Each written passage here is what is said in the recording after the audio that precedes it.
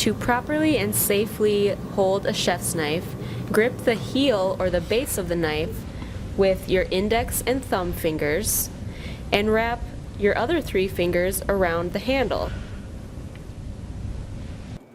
Plan your first cut so you make a flat surface on the food you're cutting.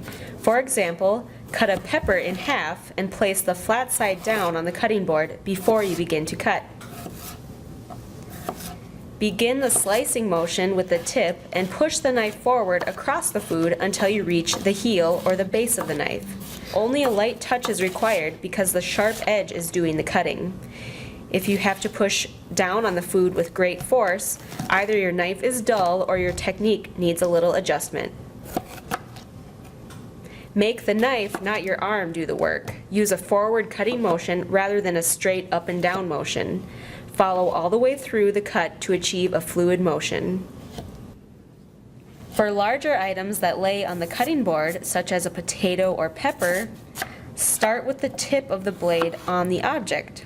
For smaller items, such as cucumbers or carrots, start with the tip of the blade on the cutting board.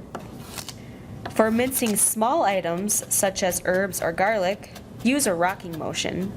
Place your guiding hand on top of the blade.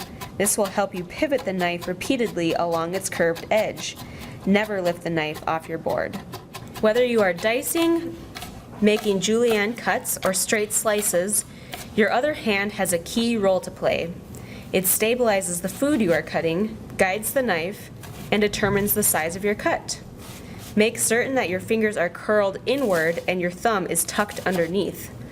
The side of the blade should rest against your knuckles, but never the edge itself. Remember to take things slowly at first.